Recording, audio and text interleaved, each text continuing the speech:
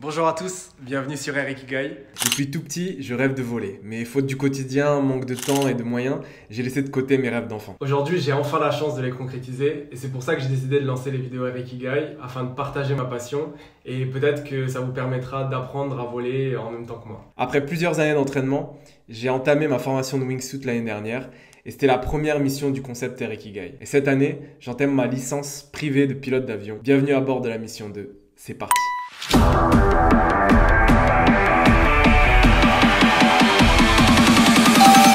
et messieurs, bienvenue à bord d'Air Ikigai. Nous vous invitons à vous installer confortablement pour les minutes à venir.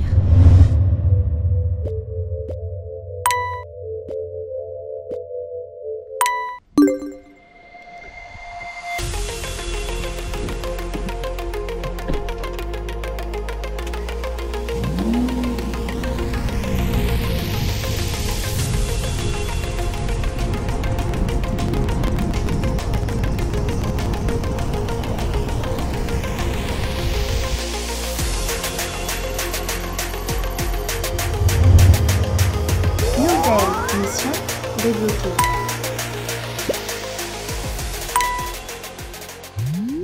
Pour mon premier jour, j'ai rencontré Loïc, qui sera mon instructeur référent. Il s'avère qu'il fait aussi du parachutisme, donc on a évidemment tout de suite accroché. Après m'avoir montré comment consulter la météo pour notre vol, direction la salle de brief pour organiser la leçon du jour. L'objectif aujourd'hui est de faire monter l'avion à 2000 pieds, soit environ 600 mètres, avec une vitesse de montée de 75 nœuds, un peu moins de 140 km/h. Et pour ça, il m'a expliqué qu'une fois avoir affiché l'assiette de montée, il faudra mettre la pleine puissance et garder cette assiette. Pour redescendre, on retirera de la puissance moteur et on affichera une assiette légèrement à piquer pour revenir à 1500 pieds. Et ça, jusqu'à que ça rentre. Étant donné que le programme en vol d'aujourd'hui est assez simple, je me suis dit que ça serait intéressant de rentrer en détail sur tout ce que l'on fait avant le décollage. Comme ça, on pourra sauter ces étapes lors des prochains épisodes. N'hésitez pas si vous avez des questions à les mettre en commentaire et je ferai mon possible pour y répondre avec mon instructeur.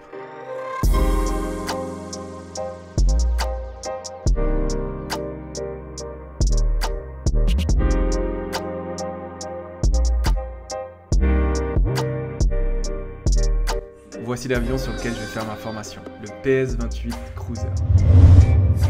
Nouveau véhicule débloqué. Pour la visite pré-vol, on commence par checker les réservoirs d'essence. Pour s'assurer qu'il n'y a pas d'eau à l'intérieur, on effectue ce qu'on appelle la purge, au niveau des 3 réservoirs de l'avion. S'il y avait de l'eau, elle apparaîtrait au fond car elle est plus dense que l'essence. Vient ensuite la vérification de l'huile moteur. Pour ça, on doit d'abord faire tourner l'hélice manuellement en s'assurant d'abord que les clés ne sont pas sur le contact pour éviter tout accident. Si l'huile est bien entre les 2 repères, on peut voler. Ensuite, on vérifie que les lumières sur les côtés de l'avion fonctionnent bien. On retire le cache-pitot avec beaucoup de mal apparemment et on retire les cales.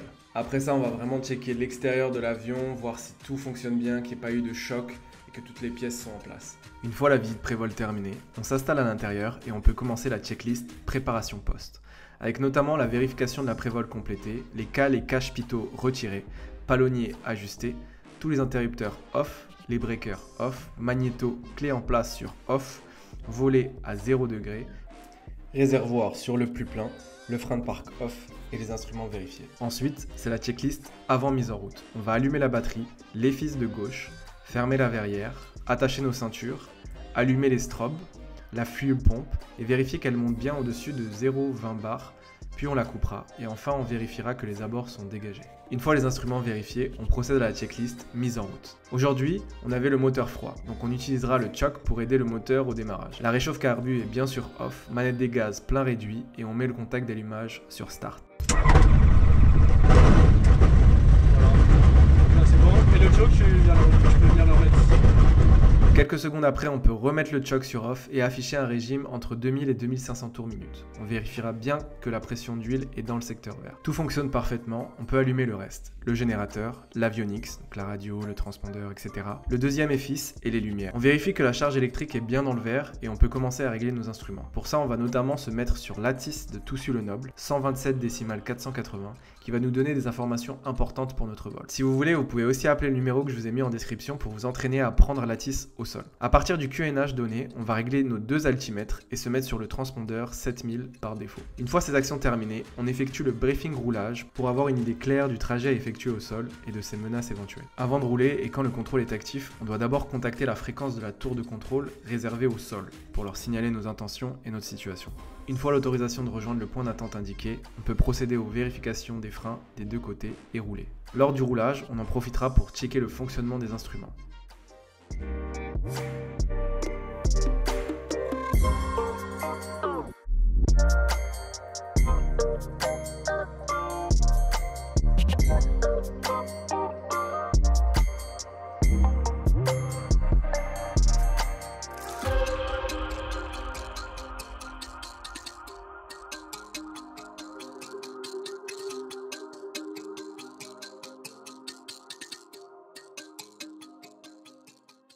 Au point d'attente, il nous reste les checklists, essai moteur et avant décollage. Frein appliqué au pied, instrument moteur vérifié, on affiche 4000 tours minute et on va checker le fonctionnement des magnétos, en vérifiant la perte de tours minute lorsque l'on prive le moteur de l'un des magnétos. Ensuite, on vérifie que la réchauffe carbu fonctionne bien, on doit observer une perte de tours minute. Et enfin, on teste le plein réduit pour voir si l'on ne cale pas et que l'on passe bien en dessous de 2000 tours minute. Une fois testé, on peut revenir à 2500 tours minute. Et enfin, la dernière checklist, on vérifie qu'on a bien la verrière fermée, les commandes de vol opérationnelles, tous les instruments dans le secteur vert, contact d'allumage sur both et que le réservoir utilisé est bien le plus plein. La réchauffe carbu est off, le trim réglé sur take-off et les volets sur 12 degrés. On allume la fuel pompe et on finit par le briefing décollage. Briefing décollage terminé, on peut contacter la fréquence sol de tout su. On est autorisé à décoller, on s'aligne sur la piste.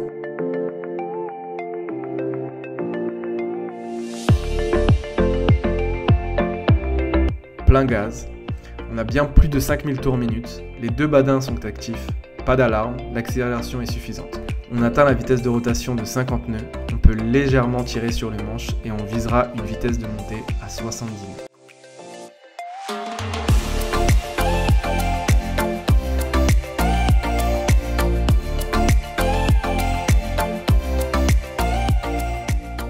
Pour l'exercice d'aujourd'hui, l'idée était de se familiariser avec la machine et de bien ressentir la notion d'assiette et de puissance.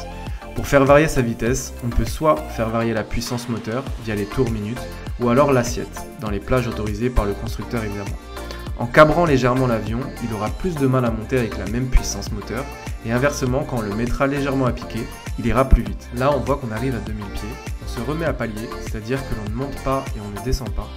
Et dans la foulée, on réduit la puissance pour viser une vitesse de croisière normale, ici environ 90 nœuds.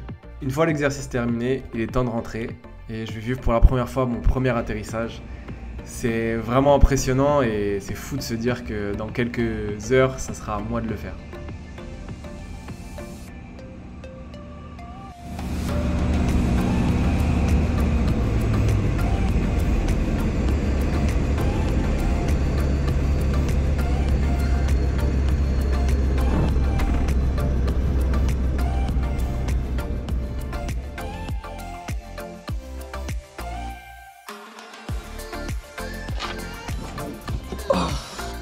C'était intense, c'était vraiment intense.